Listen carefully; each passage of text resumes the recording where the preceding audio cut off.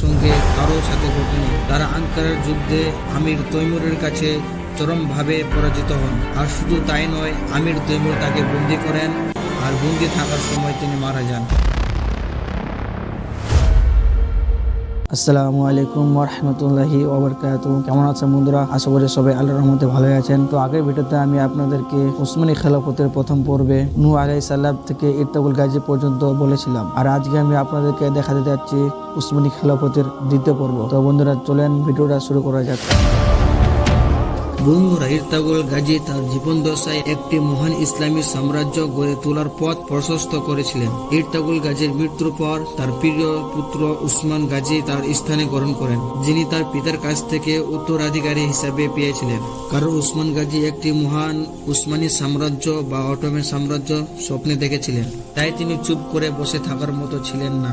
তার প্রতিবেশী শক্তিশালী বাইজেন্টাইন সাম্রাজ্যের উপর আক্রমণ শুরু করে এবং খুব অল্প সময়ের মধ্যে বেলজিক অর্থাৎ এনিগোল শহর এবং অন্যান্য অনেক বাইজেন্টাইন এলাকা দখল করা হয়েছিল। 1999 সালে উসমান গাজী সমস্ত বিজিত অঞ্চলে তার অটোমান সাম্রাজ্য প্রতিষ্ঠাতা করেন, যাকে পরবর্তী 6 শতাব্দী ধরে 3টি মহাদেশ শাসন করতে হয়েছে। তার 2 স্ত্রী মালহুল হাতুন ও রাবিয়া বালা হাতুনের দ্বারা তার 8 ছেলে ও 1 মেয়ে ছিল এবং তার মৃত্যুর পর তার পুত্র ওরহান গাজী সিংহাসনে বসেন। তো তিনি বাইজেন্টাইন সাম্রাজ্যের উপর আক্রমণ অব্যাহত রেখেছিলেন। ইতিহাসবিদরা লিখেছেন যে ওরহান গাজী প্রথম অটোমান সুলতান, যিনি ইউরোপের দিকে বিজয় শুরু করেছিলেন, এবং তিনি একজন বাইজেন্টাইন রাজকুমারী থিওডোরাকে বিয়ে করেছিলেন, যিনি বাইজেন্টাইন সম্রাট জন 4 এর কন্যা ছিলেন। এছাড়া তার দ্বিতীয় বিয়ে হয় লিলিফর হাতুনের সঙ্গে, যিনি ওরহান গাজীর উত্তরসূরি এবং পরবর্তী সুলতান মুরাদ ওয়ানের মা ছিলেন। মুরাদ ওয়ান সাম্রাজ্যকে ইউরোপের দিকে আরো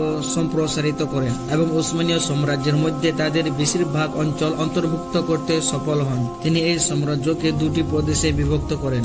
একটি প্রদেশ ছিল এশিয়ার আনাতোলিয়া এবং অন্যটি ছিল ইউরোপের বলকান অঞ্চল। কিন্তু কসবর যুদ্ধে সার্বিয়াদের বিরুদ্ধে যুদ্ধ করতে গিয়ে সুলতান মুরাদ শহীদ হন।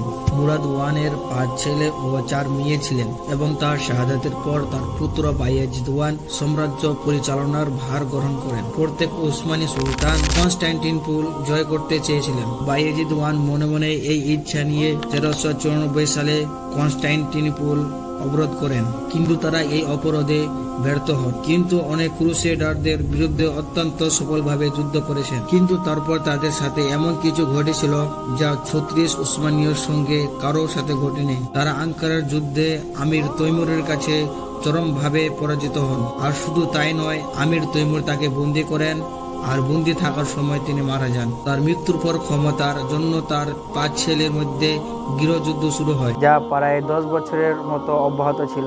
এরপর তার পুত্র মেহমেদ ওয়ান সিংহাসনে বসতে সফল হন। সুলতান মেহমেদ ওয়ান তার সমগ্র জীবন সাম্রাজ্যকে গড়ে তুলতে ব্যয় করেছিলেন। তিনি এশিয়া ও ইউরোপ উভয় জায়গায় উসমানীয় শাসন পুনরুজ্জীবিত করেন। এই কারণেই তিনি মেহমেদ দ্য রেস্টোর নামেও পরিচিত। প্রথম মেহমেদের পর তার পুত্র দ্বিতীয় মুরাদ সাম্রাজ্যকে সুসংহত করার ক্ষেত্রে গুরুত্বপূর্ণ ভূমিকা পালন করেছিলেন। তার শাসনামলে রাজ্যে বাণিজ্য ও অর্থনৈতিক উন্নয়ন উল্লেখযোগ্যভাবে বৃদ্ধি পায়, আর এই রাজ্যে আবারও সম্পদের প্রভাব শুরু হয়। তার পুত্র ইউসুফ আদিল শাহ সম্পর্কে কিছু ঐতিহাসিক দাবি করেন যে তিনি খ্রিস্টীয় 1500 শতাব্দী উপমহাদেশে চলে আসেন এবং এখানে তার আদিল শাহী সাম্রাজ্য প্রতিষ্ঠাতা করেন। মুরাদ সানির মৃত্যুর পর তার পুত্র সুলতান মেহমেদ সানি সিংহাসনে আরোহণ করেন। তাকে উসমানীয়দের সবচেয়ে শক্তিশালী সুলতান বললে ভুল হবে না, কারণ তিনি যা করতেন তা অন্য কোনো উসমানীয় সুলতান করতে পারেননি। 21 বছর বয়সে তিনি বাইজেন্টাইন সাম্রাজ্যের রাজধানী কনস্টান্টিনোপল জয় করেন, আর শতাব্দীর পর শতাব্দী মহানবী সাল্লাল্লাহু আলাইহি ওয়াসাল্লাম এর ইচ্ছা ও সুসংবাদ পূর্ণ হলো। তার জীবন দশায় নবী করিম সাল্লাল্লাহু আলাইহি ওয়াসাল্লাম কনস্টান্টিনোপল বিজয় এবং জয়কারী সেনাবাহিনীকে জান্নাতের সুসংবাদ ঘোষণা করেছিলেন। তাই এই বিজয়ের পর এই শহরটিকে উসমানীয় সাম্রাজ্যের নতুন রাজধানী করা হয়, আর সুলতান মেহমেদকে ফাতাহা উপাধি দেওয়া হয়। মোহাম্মদ ফাতে এই শহর জয় করার পর থেমে থাকেননি, তাই তারা ইউরোপের দিকে অগ্রসর হতে থাকে। অল্প সময়ের মধ্যেই এটি ইউরোপের প্রাণকেন্দ্র অর্থাৎ ইটালির সীমানায় আঘাত করতে শুরু করে। তার মৃত্যুর পর তার পুত্র দ্বিতীয় বায়েজিদ সিংহাসনে আরোহণ করেন। তিনি উসমানীয় সাম্রাজ্যে স্পেন থেকে বিতাড়িত ইহুদি ও মুসলিম মানুষদেরকে আশ্রয় দিয়েছেন বলে জানা যায়।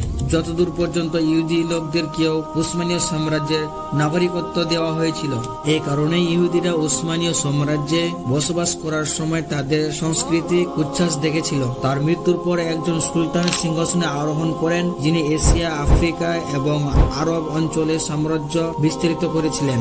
ইনি ছিলেন সুলতান বায়াজিদের ছেলে সেলিম ওয়ান। তার শাসনামলে মক্কা ও মদিনা সহ হিজাজের সমগ্র অঞ্চল উসমানীয়দের নিয়ন্ত্রণে চলে আসে। মেসরে আব্বাসীয় খলিফাদের ক্ষমতা সম্পূর্ণভাবে শেষ হয়ে গিয়েছিল। অতএব সুলতান সেলিম আব্বাসীয়দের কাছ থেকে খিলাফত অর্থাৎ মুসলমানদের নেতৃত্ব গ্রহণে সফল হন। এইভাবে ইতিহাসে প্রথমবারের মতো খিলাফত আরবদের কাছ থেকে তুর্কিদের কাছে হস্তান্তরিত হয় এবং সুলতান সেলিম প্রথম উসমানীয় খলিফা হন। তার মৃত্যুর পর তার পুত্র সুলেমান ওয়ান বা দ্য ম্যাগনিফিসেন্ট সুলেমান সিংহাসনে আরোহণ করেন। তাকে উসমানীয় সাম্রাজ্যের দীর্ঘতম শাসনকারী সুলতান হিসেবে বিবেচনা করা হয়, যিনি প্রায় 46 বছর সিংহাসনে বসেছিলেন। তার সময়ে উসমানীয় সাম্রাজ্য সর্বোচ্চে পৌঁছেছিল। এটি 3টি মহাদেশে জড়িয়ে পড়ে, যার সামনে বিশ্বের কোনো শক্তি টিকতে পারেনি। সুলতান সুলেমান হারেম নামে এক মহিলার প্রেমে পড়েন। একভাবে তিনি উসমানীয় সাম্রাজ্যের সমস্ত নিয়ম ভেঙে হারেম সুলতানকে বিয়ে করেছিলেন, যিনি পরবর্তীতে সাম্রাজ্যের সবচেয়ে ক্ষমতাধর নারী হয়েছিলেন। এবং আমরা এখানে আপনাকে বলে রাখি যে উসমানীয় সাম্রাজ্যের যুগ শুরু হয় হরেম সুলতানের মাধ্যমে। 1656 পর্যন্ত অব্যাহত ছিল। এই সময়কালে উসমানীয় সুলতানদের স্ত্রী ও মায়েদের রাজনীতিতে গভীর প্রভাব ছিল। এছাড়া সুলতান তার ছেলে মুস্তফাকে হত্যা করেছেন বলে জানা গেছে। সুলেমানের কন্যা মিহরিমার জন্য তিনি উসমানীয় ইতিহাসের সবচেয়ে বিখ্যাত গ্র্যান্ড ভিজিয়ার রুস্তম পাশাকে বিয়ে করিয়েছিলেন। তো বন্ধুরা, ভিডিওটা কেমন লাগলো কমেন্ট করে বলবেন, আর উসমানী খিলাফতের 3য় পর্ব দেখার জন্য সাবস্ক্রাইব করবেন। যদি এরকম ভিডিওগুলো ভালো লাগে তাহলে শেয়ার করতে ভুলবেন না। আর উসমানী খিলাফতের প্রথম পর্ব দেখার জন্য এখানে ক্লিক করে দেখে নিন। তো এখান থেকে শেষ করলাম। আসসালামু আলাইকুম ওয়া রাহমাতুল্লাহি ওয়া বারাকাতুহু।